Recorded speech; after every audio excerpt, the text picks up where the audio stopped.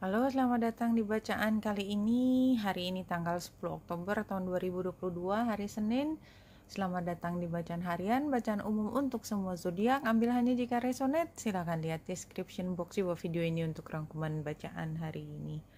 Iya, terakhir saya buat bacaan itu tanggal 7 Oktober, sekarang tanggal 10 Oktober. Jadi memang saya beberapa hari tidak bisa konsentrasi, tepatnya seperti itu. Kepala saya berada di planet lain sepertinya. Jadi memang tidak di sini. Somehow juga ada cerita di sini, saya ketemu dengan kucing yang sangat feral dan saya berakhir harus disuntik juga, dan kemudian memang konsentrasinya tidak full. Tapi satu hal di sini yang kita lihat pada hari ini adalah garis yang merah gitu ya.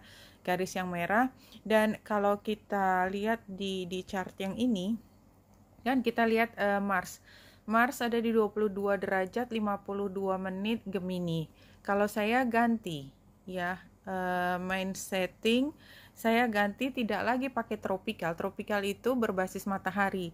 Saya ganti pakai sidereal yang asli ada di sana. Jadi menggunakan bulan. Di sini ada dua cara, sidereal yang lahiri dan sidereal yang vagan. Saya ambil lahiri ya. Ini biasanya Vedic kita pakai ini. Dan kita lihat Mars itu ada di 28 derajat 41 menit. Kalau kita lihat main setting sidereal yang ini macam-macam, saya lihat ada yang draconic juga, yang vagan itu ada di 27 derajat 48 menit. Jadi fokus saya adalah di Mars, karena walaupun bacaan harian saya nggak terlalu bisa mengandalkan kebiasaan saya untuk mampu berada di tempatnya ibu dan bapak sekalian, memberi informasi tentang perjalanan planet.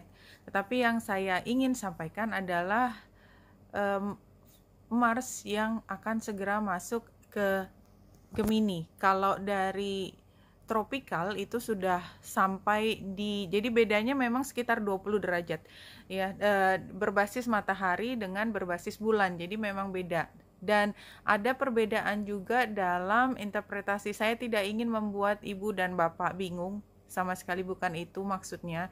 Yang ingin saya sampaikan adalah ini adalah masa yang tidak terlalu auspicious, tidak terlalu menguntungkan.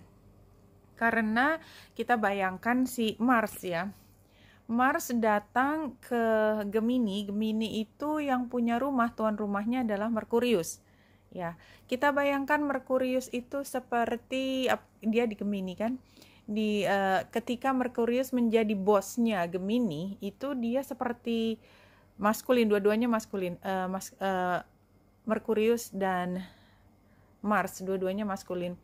Itu yang bajunya perlente ya, bajunya warna putih gitu ya, gaya banget, sepatunya semua merek yang paling oke, pakai topi. Bayangkan kira-kira begitu. Dan dia kan bahasa, logika, pinter banget, bahkan licik. Sebenarnya dia licik, termasuk yang paling licik. Kalau kita ambil vibration yang satunya, dia itu thief ya. Karena apa? Karena dia nggak bisa nahan, dia begitu pinter, sehingga kalau dia tahu dia bisa mengambil keuntungan yang banyak, dia nggak akan ragu lagi. Karena apa? Karena pengaturnya dia kan logika intelektual, dia ingin menang ya. Semua energi maskulin itu kompetitif dan selalu ingin menang. Nah, jadi kita bayangkan sekarang situasinya seperti itu. Nah, si Mars itu kita bayangkan energi maskulin, dia jago lapangan, jago di medan perang, dengan gayanya yang ya, dan kalau datang itu preman banget gitu intinya ya. Begitu datang jelas dia ingin menang juga. Jadi kalau kita bayangkan Mars masuk ke dalam situasi di mana ada penguasa yang dia nggak tahan, dia pasti ngomong apa yang ada di pikiran, dia omongin. Kalau dia mau kritik, dia kritik aja gitu kan. Jadi kan betapa agresifnya situasi yang kita hadapi saat ini. Jadi kira-kira dalam waktu 1 bulan ke depan kita akan merasakan energi seperti itu. Persaingan sangat tinggi ya. Jadi kita bayangkan kalau misalnya Mars ya, dengan tadi penggambarannya itu jagoan medan perang gitu ya, lagi ke kota, yang lihat itu Venus misalnya, karena ini bukan Venus ya, Venus gitu ya, feminin, kemudian dia ngelihat that's a bad boy ya, energinya kerasa kan. Jadi ada passion, ada hal yang membuat kita semangat, tetapi lebih daya tarik, attraction yang luar biasa. Beda sekali kalau yang punya rumah tadi adalah si Merkurius yang ingin berkuasa tadi. Jadi selain energi yang hari ini memang cukup harsh ya, tetapi dalam 1 bulan ke depan kita perlu sangat berhati-hati karena anything gitu ya bisa menyulut pertengkaran yang nggak perlu. Jadi seperti yang saya ceritakan, saya digigit kucing ya, kucing yang liar banget gitu ya, dan berakhir saya harus disuntik dan harus minum obat antibiotik dan segala macam ya. Itu kan waktu sudah selesai kan, why gitu ya dari awal. Kalau sampai saya pikir kalau saya jauh lebih hati-hati lagi gitu ya, maka saya nggak harus mengalami banyak ketidaknyamanan. Nah, karena saya sudah lebih dahulu mengalaminya, maka saya bisa warning ke teman-teman.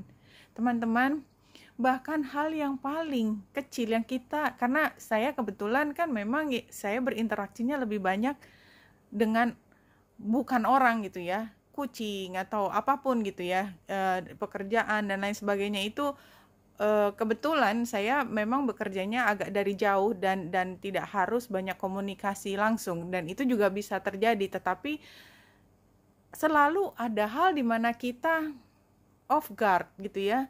Kita nggak nyangka bahwa ini bisa membuka pada pertengkaran yang kita sebenarnya why should happen to me gitu ya. Jadi ini termasuk salah satu dalam 1 bulan ke depan kita perlu untuk berhati-hati karena memang situasinya sangat bisa membawa kita pada pertengkaran yang tidak perlu. Nah, di sini kalau 3 gambar dari Lenormandnya ini it's a very good thing sebenarnya, tetapi yang sebelah kanan karena kita lihat gambarnya adalah laki-laki yang membawa bunga dan dia sedikit agak off guard ya. Off guard itu jadi nggak alert gitu ya. Saya minta maaf kalau bahasa saya nggak karu-karuan. Jadi ini kan penggambarannya adalah kita terus berkembang dan kita sebenarnya dalam posisi banyak harus belajar gitu ya, terus berkembang, dan kita udah belajar banyak sekali dari beberapa bulan ini, dan ini semua adalah informasi yang kita butuhkan untuk kita menjadi lebih kuat dalam hal kepribadian kita. Gambar jangkarnya saya melihat ini lebih kepribadian kita yang bisa berdiri tegak. How? Bagaimana kita bisa berdiri tegak? Adalah dengan kita belajar menghadapi tantangan, dan exactly itu yang akan kita hadapi dalam waktu ke depan. Tetapi nggak ada pelajaran yang mudah gitu kan, tidak ada pelajaran yang mudah, dan oleh sebab itu kita belajar menjadi kuat tetapi dengan semua upaya yang luar biasa. Jadi ini penggambarannya seperti ini. Kalau misalnya ya ini saya ambil contoh aja. Ada hubungan yang toksik. Setelah hubungan toksik, kita belajar banyak sekali, dan kemudian karena kita dibully, kita mendapatkan perlakuan yang buruk, maka kemudian kita mengerti betapa pentingnya kita menghargai diri kita sendiri, betapa pentingnya kita menjaga diri supaya tidak masuk dalam perangkap keindahan tidak selalu menawarkan kebahagiaan. Kemudian karena kita dibully, maka orang-orang yang tulus hatinya akan datang kepada kita, dan kita bertemu dengan orang-orang yang membantu kita keluar dari situasi yang tidak menyenangkan, dan kemudian kita mampu membuat hubungan yang indah, dan kita seperti difasilitasi ketemu dengan orang yang baik hati, yang benar-benar cintanya tulus ke kita. Itu ceritanya seperti itu misalnya. Tapi kalau dari awal saya bilang, oke, kamu akan menemukan cinta sejati, tapi harganya kamu harus dibully dulu. Apakah kita akan bersedia mengatakannya? Tidak kan? Tetapi dibulinya, masa-masa yang berat itu membuat kita mampu menghargai cinta, kita juga mampu melihat cinta, dan kita mampu atau difasilitasi menemukan cinta yang sesungguhnya. Dan itu termasuk salah satu pembelajaran yang besar dalam 1 bulan ke depan. Jadi yang ingin saya sampaikan adalah kalau kita susah payah seperti ini bentuknya dalam 1 bulan ke depan, ini kartu masa depan, maka please jangan discourage. Please jangan discourage. Keep on moving. Ambil semua pelajaran ini sebagai hal yang berharga. Selalu ingat bahwa apapun yang terjadi kepada kita itu nggak ada yang percuma, nggak ada yang sia-sia, nggak ada yang kebetulan. Yang punya semesta itu nggak sengaja kelepasan, nggak pernah. Karena yang punya semesta itu begitu berkuasa, ya, maha kuasa, bahkan sampai yang lebih kecil dari sel dalam tubuh kita itu juga bisa dikendalikan, yang jauh lebih besar dari alam semesta yang kepala kita, otak kita nggak mampu mengerti, ya, kita nggak tahu seberapa jauh, seberapa luas, itu juga di dalam kekuasaannya, ya, intinya seperti itu. Oke. Saya mulai dari 3 kartu, ya, dari Harmony, ini energinya Libra. Soulmate, this is so beautiful, no? Ini adalah current situationnya, dan kemudian playfulness. Jadi ini 3 kartu adalah kartu yang menunjukkan kalau kita mampu menjaga keseimbangan, ya, bahwa ada hal baik, ada hal buruk, ada hal yang sedih, ada hal yang membahagiakan. Itu semua adalah supaya kita mampu belajar untuk menghargai, untuk bersyukur, sampai kita menemukan soulmate. Dan ketika kita mampu menjadi jiwa yang matang, maka semua yang ada di sekitar kita itu nggak ada yang susah, kayak kita main aja. Nggak ada yang too serious for us sampai kepala kita setengah mateng gitu, ya, sampai berasap, semuanya terlalu susah untuk dihandle, enggak. Itu maksudnya. Dan ini juga penggambarannya si Companion's Love. This is very sexy, ya. This card speaks of passion, creation, and union between lovers. 1 kartu yang keluar. Allowing yourself to be truly seen and vulnerable is an important step in learning to trust. Jadi ini termasuk. Jadi kadang-kadang either way, ya, 2 sisi. Yang satu adalah ketika kita benar-benar sangat vulnerable, sangat tergantung pada orang lain, kita menggantungkan semua pada orang lain, ya, dan kita berharap bahwa orang lain bertanggung jawab terhadap terhadap kebahagiaan kita. Itu satu sisi. Di sisi lain, kita terlalu hebat, nggak pernah ada vulnerable. Kita nggak butuh cinta dari orang lain, kita punya cinta untuk diri kita sendiri. Dua-duanya adalah sisi ekstrim di mana kita tidak akan mampu menemukan cinta atau hubungan dengan orang lain.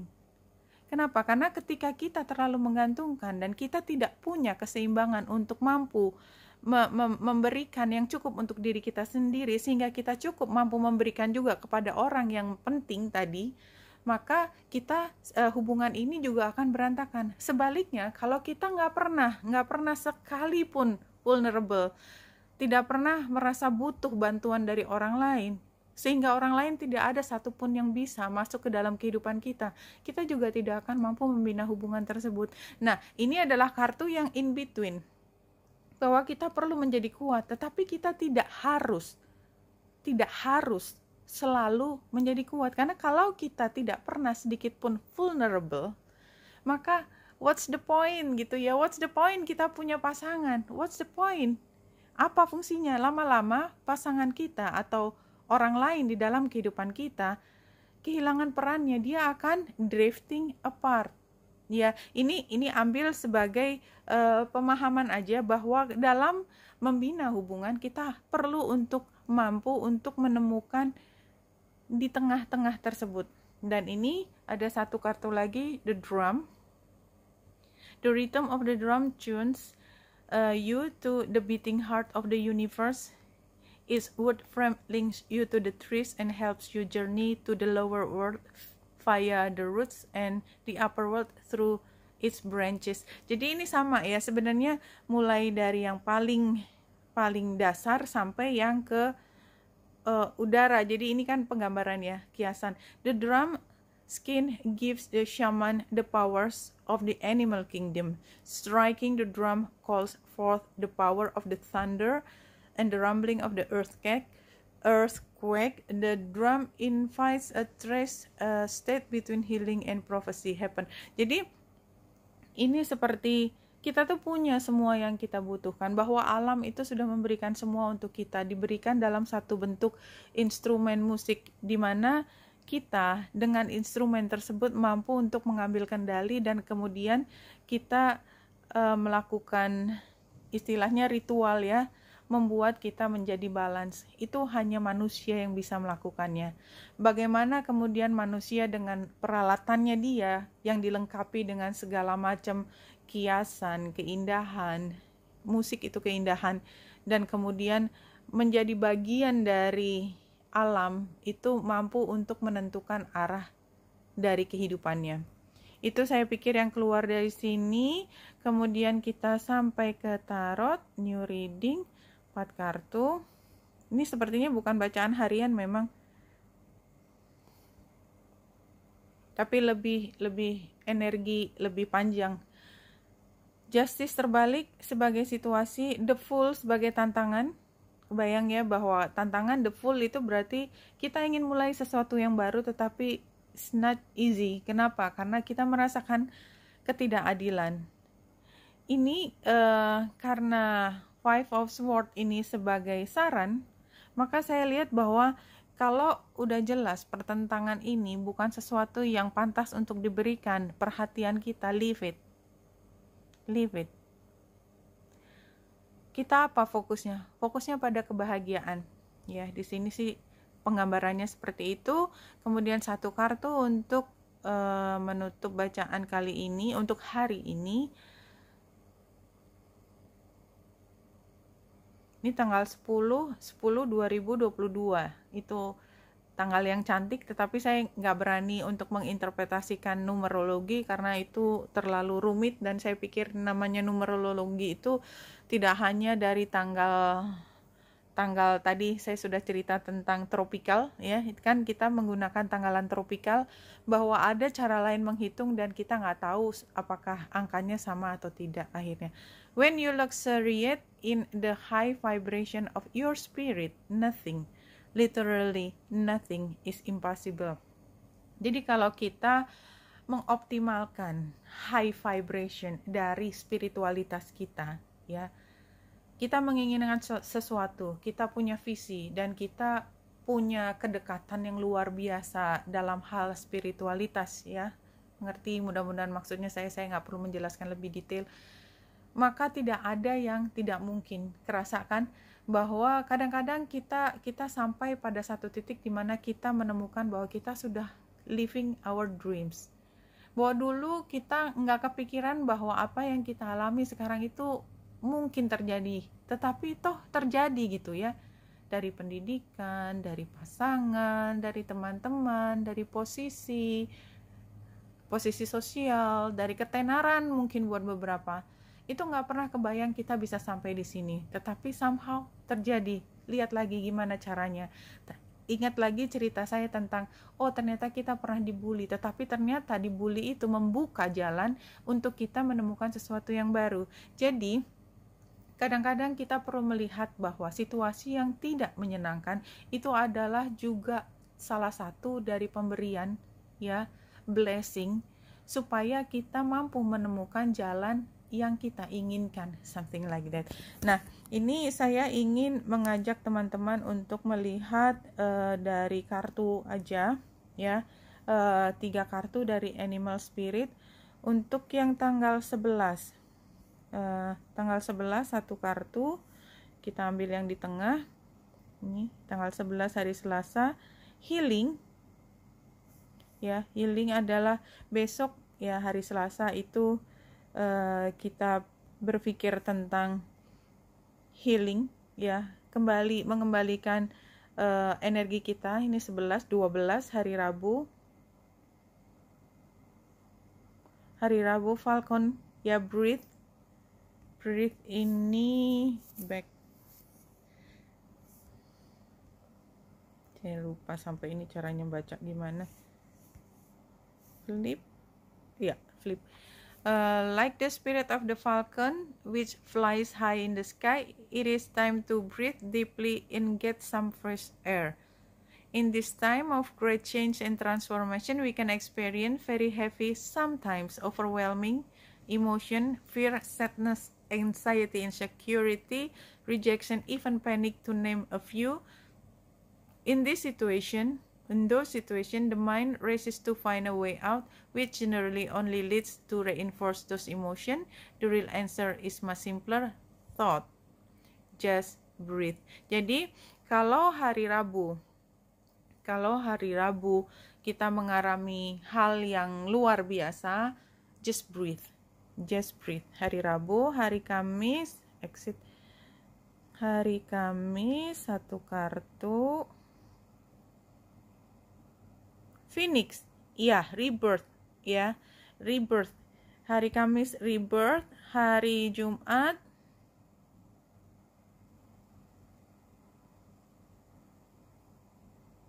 guidance. Setelah kita rebirth, hari Jumat kita mendapatkan guidance. Flip. You may feel confused about your current situation or even feel completely lost.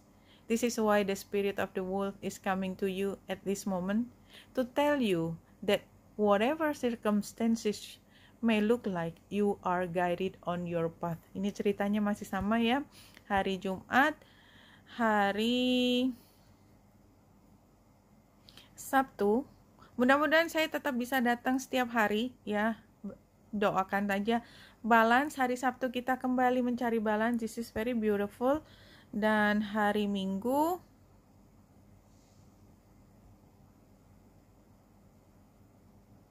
guidance lagi. Oke, kita dapat wolf 2 kali, hari Jumat dan hari Minggu. Oke teman-teman, ini sedikit update dari saya. Salam hati dan cahaya, Winita Indrasari di sini.